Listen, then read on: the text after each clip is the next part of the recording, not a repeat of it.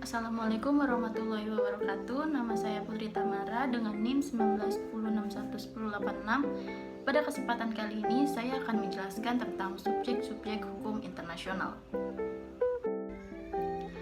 Menurut buku Mokhtar Kusumatmaja, dalam arti sebenarnya, subjek hukum internasional adalah pemegang hak dan kewajiban menurut hukum internasional. Sedangkan yang dapat disebut dengan subjek hukum internasional secara penuh adalah negara. Ada juga subjek hukum internasional yang mendapat hak dan kewajiban secara terbatas, yaitu adalah individu. Berikut adalah beberapa subjek hukum internasional. Yang pertama adalah negara. Negara merupakan subjek hukum internasional paling utama, terpenting, dan memiliki kewenangan terbesar sebagai subjek hukum internasional. Menurut para ahli, negara adalah subjek hukum internasional yang paling murni. Dalam Konvensi Montevideo tahun 1933, syarat menjadi sebuah negara adalah pertama, memiliki wilayah, kedua, memiliki masyarakat yang tetap, ketiga, memiliki pemerintahan, dan keempat, mampu untuk melakukan hubungan internasional dengan negara lain. Yang kedua ada Takhta Suci. Takhta Suci atau juga disebut dengan Vatikan merupakan subjek hukum internasional yang sifatnya terbatas. Takhta Suci ini disebut sebagai subjek hukum internasional karena kontribusinya dalam menjaga perdamaian internasional. Yang ketiga ada Palang Merah Internasional atau International Committee of the Red Cross atau ICRC. ICRC ini menjadi subjek hukum internasional yang sifatnya terbatas. Diakui sebagai subjek hukum internasional karena kontribusinya dalam membantu korban perang dunia 1 dan 2. Palang Merah Internasional ini juga diperkuat dengan Konvensi Jenewa pada tahun 1949, yang mana konvensi ini tentang perlindungan korban perang.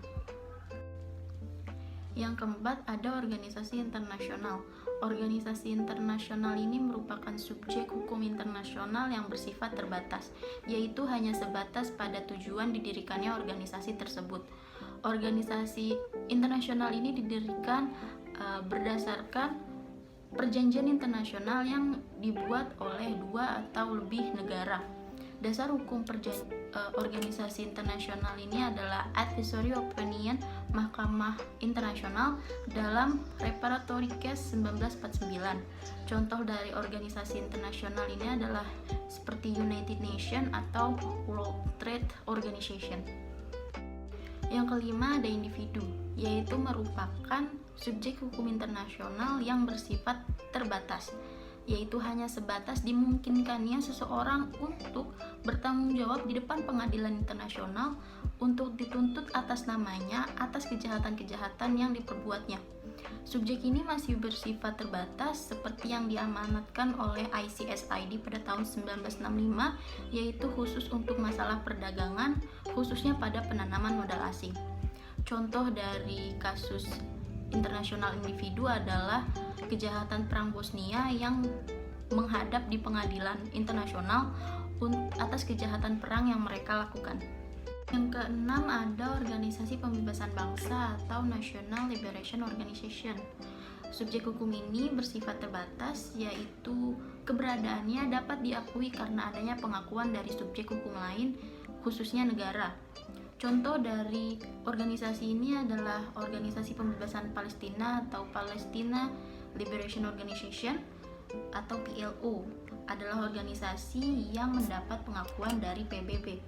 National Liberation Organization ini berbeda dengan belligerent atau gerakan separatis dalam negeri karena belligerent tidak memiliki legal capacity.